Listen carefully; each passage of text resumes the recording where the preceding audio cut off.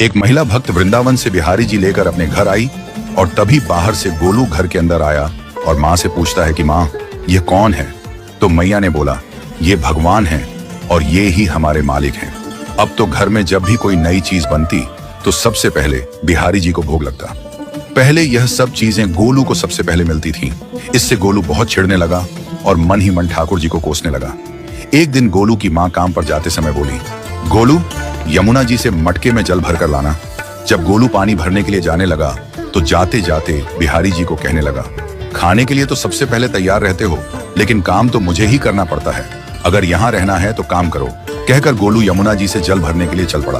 गोलू जब यमुना जी में जल भरने लगा तो उसने देखा कि यमुना जी के अंदर बिहारी जी विराजमान हैं और कह रहे हैं, ला गोलू, घड़ा हम भर देते हैं। गोलू उनको देखकर हैरान हो गया और बोला, नहीं नहीं, मैं अपने आप भर लूंगा। लेकिन ठाकुर जी ने उसके हाथ से घड़ा ले लिया और भर कर घर ले आए।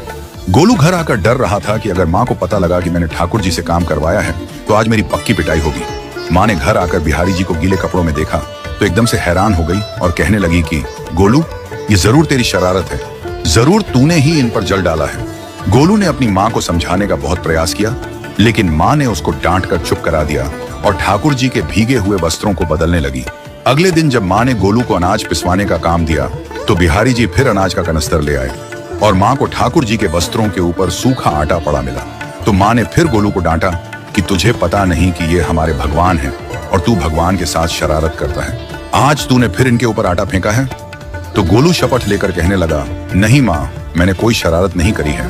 ये तो मेरे हाथ से गेहूं का कनस्तर लेकर खुद पिसवा कर आए हैं। गोलू की माँ आज बहुत गुस्सा हुई। अगले दिन फिर माँ बोली, बेटा गोलू, आज तुम्हारे बाबा बाहर गांव से वापस लौट आएंगे। बस आज का ही काम है, तुम जंगल से थोड़ी लकड़ियां ले आना। गोलू फिर डर गया, कहीं ठाकुर जी फिर मेरे पीछे ना आ जाएं। गोलू ने माँ को बोला कि मैं चला तो जाऊंगा, लेकिन बिहारी जी को समझा लो, वो मेरे पीछे ना आई। उसकी माँ हंसकर बोली, हाँ हाँ समझा दूंगी, तुम जाओ तो सही। गोलू जल्दी जल्दी लकड़ियां लेने जंगल में चला गया और माँ काम पर चली गई। लेकिन उस दिन माँ काम से जल्दी वापस आ गई और देखा बिहारी जी अपनी चौकी पर विराजमान नहीं है। वह तो एकदम से घबरा गई कि कहीं गोलू की शरारत तो नहीं। वह भागी भागी जंगल की तरफ गई। तभी उसने देखा कि गोलू के साथ एक इंसान लकड़ियों को लेकर घर आ रहा है। गोलू की माँ यह देखकर हैरान हो गई कि यह तो बिहारी जी हैं। ये क्या हमारे भगवान हमारा काम कर रहे हैं? इसका अर्थ गोलू ठीक कह रहा था। वह जल्दी जल्दी भागकर ठाकुर जी के पास गई और लकड़ियां उनके हाथ से लेते हुए उनके चरणों में गिरकर रोती हुई बोली, हे बिहारी जी, ये आप क्या कर रहे हो? मुंह गरीब का काम क्यों कर रहे हो? ठाकुर जी मुस्कुराते हुए बोले, हमें तो तेरे बेटे पर बहुत प्यार आता है। सब लोग हमें भगवान समझते हैं,